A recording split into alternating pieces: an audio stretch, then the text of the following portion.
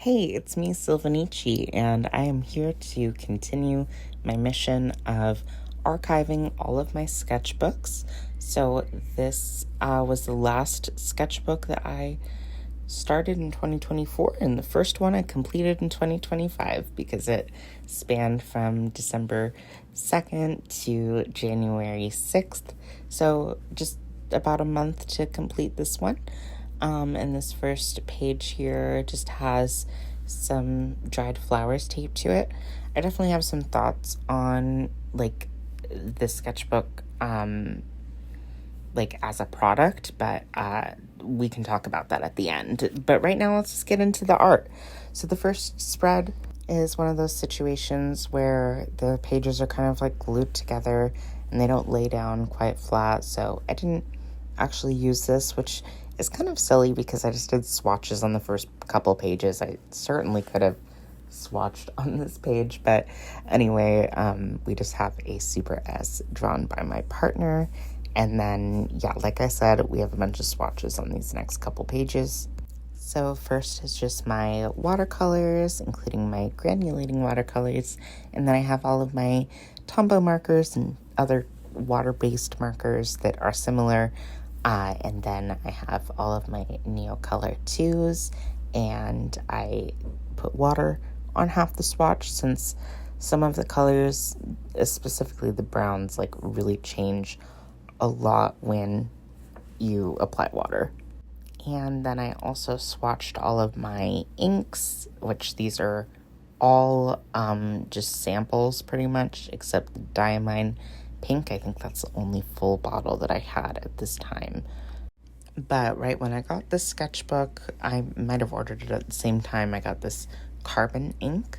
The brand is Platinum, and it's a lot different than any of the other inks I used. It's much thicker, and it is kind of waterproof. It doesn't really work well with my water-based markers. I think those are just a little bit too much friction that kind of starts to move the carbon pigment, but it does work with watercolors, so it's really cool to have a fountain pen ink that I can use with watercolors, and I've just completely fallen in love with this ink. Still, I use it pretty much every single day. I have a pen that's just dedicated to this carbon ink, and I use it constantly. I like to write with it. I like to draw with it. It's such nice ink because I love how thick the lines are, and just the way that it looks is so good. I love this ink. And then I have another spread of doodles, Foggy, my Build-A-Bear frog, as a fairy, and I had just gotten a little Tink-a-Tink figurine that comes in a heel ball. I drew Turnip Head from Stardew, and I drew me holding a bunch of pumpkins, or my Stardew character specifically, holding a bunch of pumpkins. This was definitely a time where I was deep into one of my Stardew phases. It's a game that I kind of just pick up every few months and get into a really deep phase, and then I abandon it, and then I come back to it. But the spread is so cute. I love Fat Little Wizard Cat and the Three-Eyed Ryan. It's a really cute spread, and I'm mostly using that carbon ink that we just talked about. Then this drawing on the left is to celebrate 2,000 followers on Tumblr, so it's me and Ryan Persian eating a cake, and then to celebrate those new followers, I had a little doodle party where people sent in requests, and I doodled them. So the first request was Usahana, the Sanrio character, so I drew her with 3 different mediums. The top one is mostly Neocolor 2s over a light pink base, and then the one in the middle, I did line art with Sharpie Creative Marker and then painted it with watercolors, and the bottom one is just mostly Sharpie Creative Marker, but also a little bit of watercolor to supplement the colors that I didn't have in the Sharpies. But yeah, that was the first doodle, and then this was the next little doodle party page, and it was so fun. One of my mutuals requested this specific Tamagotchi shell, and it was really fun to draw. And I did like the little icons and little pixel art on the screen, and then kind of blew up the pixel art on some grid paper as well. And then on the opposite page is not actually Ryan Persian, I believe, but one of his siblings. But a Persian cat calico critter, little ghosty from a blind bag that I don't have, but I wish I did. So cute. But at least I have this drawing. And this page was actually inspired by a request from my partner.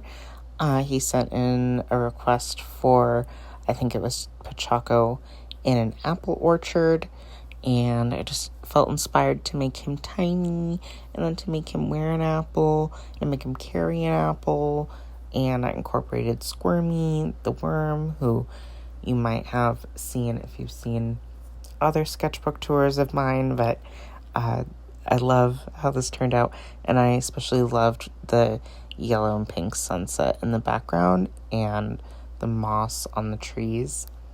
This was just such a cute little spread. This was a page of doodles that I did during a D&D session with our campaign where I'm playing Ryan Persian, and I got this like big scary evil mask that I wore, and it was scary, so I took it off and I smashed it. So I really hope that wasn't an important item lore-wise, because I smashed that thing. He told me it was made out of like paper mache, and I said, bet, that means I can smash it.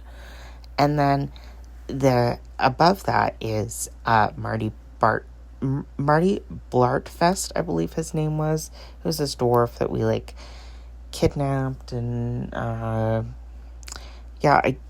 actually drew this guy twice because, I didn't really have a description of him. I was just drawing a generic dwarf.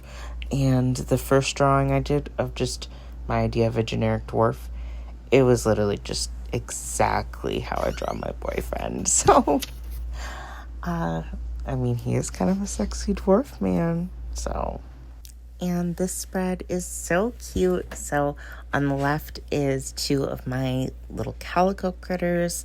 They wear similar dresses, like made in the same style, so they're besties, or perhaps more.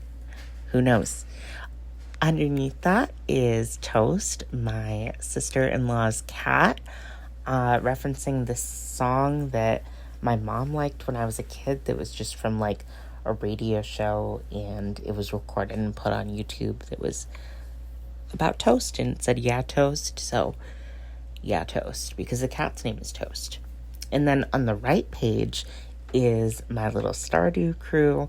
So I was playing Stardew with my friends a lot for a while, and at the bottom here is me and Mo.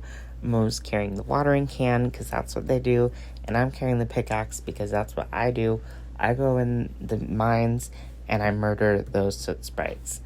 And then above us is our cat and John, who hadn't joined us at all for the game until the morning of the egg festival, and then he came into the game and immediately bought the pink plush bunny and spent all the money that we'd been saving up for strawberries. But look at him, he's so happy with his pink plush bunny. It just makes me so happy. It's such good memories. And this page I had started while I was over at my friend's place, the same friends I was just talking about. I was watching John play Katamari, and I drew the little mushroom guy, and I had drawn another one that is now covered up by the sticky note. And yeah, I just drew a bunch of cute Katamari guys. They're pretty much all in different mediums, which is so fun to me. And now we're going back to my Tumblr doodle party. Someone suggested or requested Bon Bon Ribbon and Ron Ron Lulu, the Sanrio characters that I didn't even know existed, honestly, until this request, so that was cool to learn about them. And I really like the little chain of bows that I did at the bottom. And then on the right is someone's plushie. They like sent in a picture of their plushie for me to draw, which was so cute. As I'm sure you have learned if you've watched any of my videos, I am all about plushies. So yeah, it was cute that I got to draw someone's plushie in their little homemade sweater. Then this next spread is 2 more requests. Someone requested the like here comes that boy meme, and I drew him as Floggy, my Build-A-Bear. And then my friend Sam requested, I think it was, I can't remember the exact words, but it was just like Snoopy admiring a beautiful Christmas tree. So, of course, that beautiful Christmas tree is topped with Woodstock. I love this drawing so much. I thought it was so cute.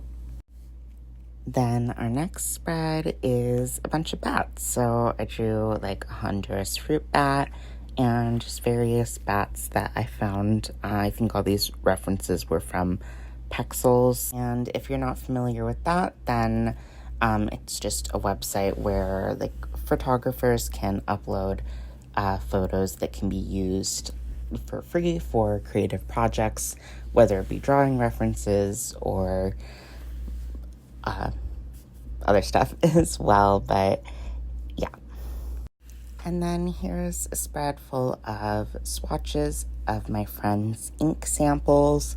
It's kind of just been like a pyramid scheme. My friend Sam got me into fountain pens, and then I got my friend Mo into fountain pens as a result of that. But yeah, there's a lot of pretty colors here, and I ended up buying a bottle of the like bluish color that I swatched here, Bliss by Diamine, and I love it so much. But this second page, just don't worry about this guy with the scribble on his face.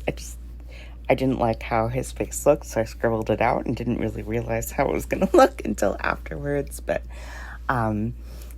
also disregard the smudged fast dry ink. I literally like smudged it immediately on purpose. Didn't even give it like a second to dry, so not sure what I thought was going to happen there. And then for this next spread, I continued to play with ink because my amazing friend Mo got me a whole bottle of Sailor Manyo Neko Yanagi ink, which is this like beautiful lavender that has like blue tints to it as well. And I just love it so much. So yeah, I filled up this whole spread doodling with it, and then quite a few more. And this spread had a lot of my plushies, and this is like one of my favorite little doodles of Lammy that I've ever done. But yeah, I had so much fun on this day just watching my friend play Katamari, and I doodled me and my wife Leah in Stardew Valley and my other wife Krobus. So it's definitely deep in a Stardew Valley phase at this time. And yeah, you can see a lot of the color variation in the larger drawing of Krobus. And then this page has, I think the cat's name is Scat, one of my friend John's like childhood favorite plushies, and I drew a squirrel and tree trunks and a kitty and a calico critter. And yeah, I was just so inspired by this new ink. I was having so much fun with it. And then I really liked how that squirrel on the last page turned out, so I tried to draw more squirrels, but not quite as in love with them, and there was a really ugly one in the middle that is hidden by this sticky note. And then we have some silly little Doraemons drawn with my glittery blue ink. I think it's called 20,000 Leagues Under the Sea. And then some silly dragons and Junimos and me with my partner. And this spread I drew on Christmas Eve, I think it was. These were flowers that were on my grandma's table. The left page was real flowers and the right page was some fake, like, gold painted poinsettias. I definitely got a little bit of ink on her tablecloth. And I told her that it's water soluble and that it would come right out, but I don't know about that. And I was so obsessed with this ink, I was literally carrying it around my purse when I went to Minnesota for Christmas. But yeah, here's just another page of doodles that I did at my partner's dad's house, including their dog and a little sweater. That dog was being so sweetie pie that day.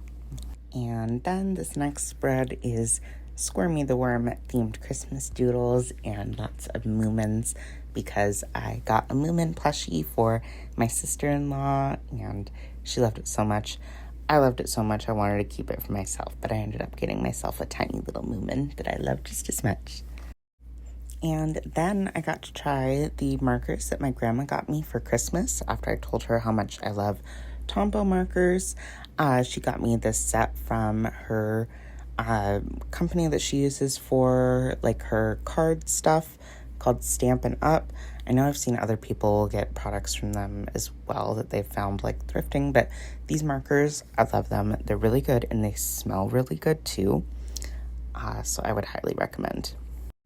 Oh, and my partner got Mario and Luigi Brothership, so I was watching him play that and doodling some of the little cuties from the game.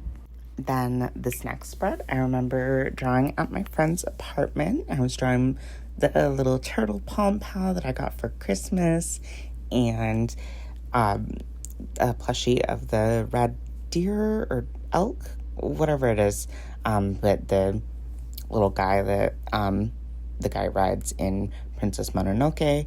I saw this plush at Barnes & Noble, but did not buy because he was very expensive. But yeah, just a cute little page of doodles with a lot of different mediums.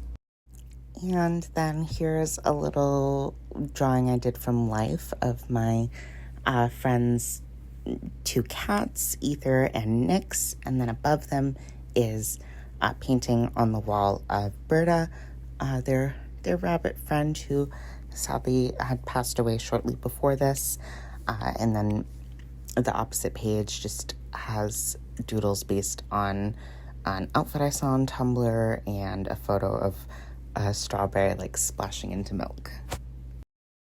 Then I got my Diamine Bliss ink in the mail, as well as my first fountain pen, which was a little fountain pen shaped like a shark, and it does have like a more fine nib, and I do prefer a foiled like bent tip, but still a cute pen, and it was a good, introductory fountain pen for me.